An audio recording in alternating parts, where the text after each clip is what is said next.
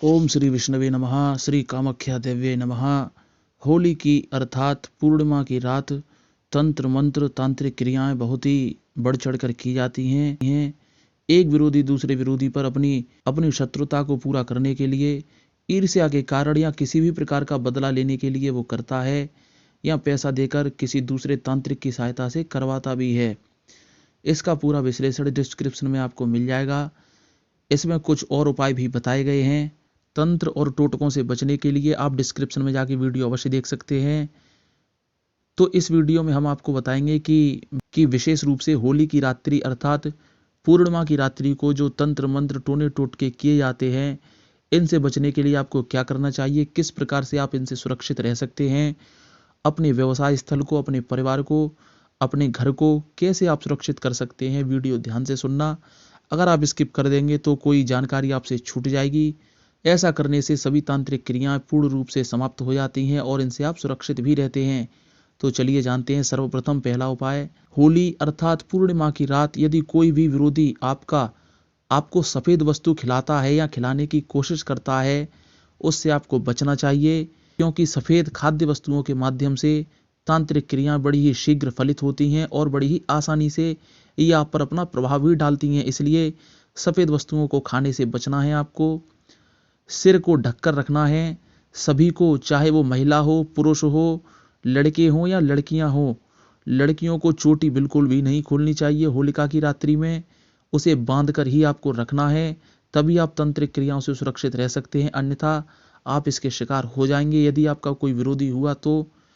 अब आप सोच रहे होंगे कि हमारा विरोधी तो यहाँ से 300 किलोमीटर दूर रहता है, भला वो इतनी दूर से हम पर क्या कर लेगा। अरे विरोधी आपका 3000 किलोमीटर दूर ही क्यों ना बैठा हो, वो जो करना होगा उसे वो कर लेगा, क्योंकि तांत्रिक क्रिया या तंत्र मंत्र करने के लिए किसी भी प्रकार की कोई दूरी मायने नहीं रखती। आप चाहे 7 समुद्र दूर ही क्यों ना बैठे हो, तांत्रिक क्रिया पूर्ण रूप से सफल हो जाती हैं। इसलिए आपको इन सब तथ्यों का ध्यान रखना है। अपने कपड़ों का ध्यान भी रखना बहुत जरूरी है। कोई भी वस्त्र आपका गुम नहीं होना चाहिए। वस्त्रों के माध्यम से भी टोने टोटके तंत्र मंत्र बड़ी ही आसानी से किए जा सकते हैं और इससे आपको परेशानी भी हो सकती है। इसलिए अपने कपड़ों का भी विशेष ध्यान आपको रखना होगा। पूर्णिमा की रात, जिस रात होली जलाई जाती है, उसी रात में आपको पीली सरसों, लौंग, जायफल, काले तिल, काली मिर्च, कपूर एक काले कपड़े में बांधकर अपनी जेब में रखना है। और सुबह होते ही जब होली जलाई जाती है तो घर से जाके आप वो पोटली उसी होलिका में डाल दीजिए।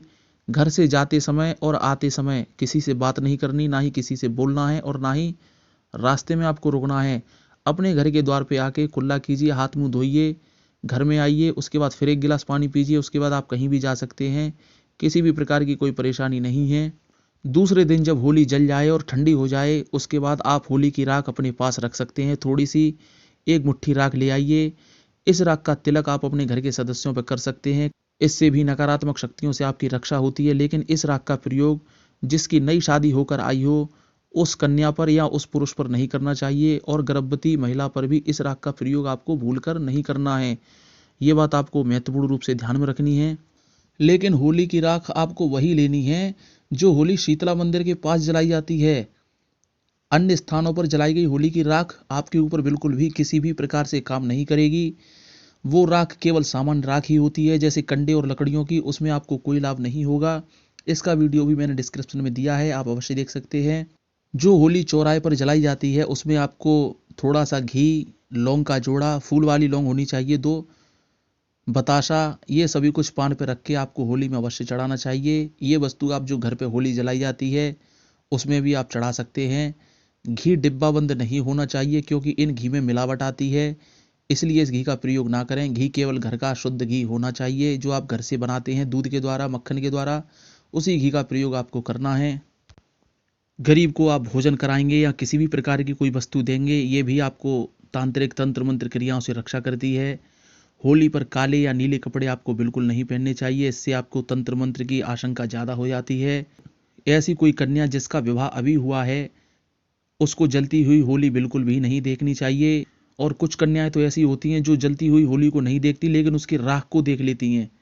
होली जलने के बाद वो घर में घूमती हैं इधर उधर, और घर के आंगन में ही होली जलाई जाती है, तो उस राख को भी नहीं देखना है आपको। और यही नियम बिल्कुल गर्भवती स्त्री पर भी लागू होता है। उसको भी जलती हुई होली नहीं देखनी चाहिए और ना ही होली का पूजन करना है। इस बात का आपको विशेष ध्यान रखना है।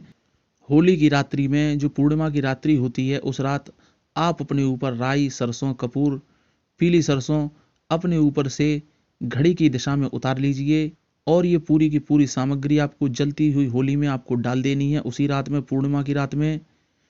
ये उतार आप घर के मुख्य द्वार पर खड़े होकर करेंगे, भीतर की ओर, बाहर की ओर नहीं करना है। किसी भी प्रकार की रोक टोक इस उपाय को विफल कर सकती है। इस सामग्री को ले जाके आप होली में डाल दीजिए। जाते वक्त और आते वक्त ना ही बीच में रुकना है और किसी से बोलना है, इस बात का ध्यान रखना है।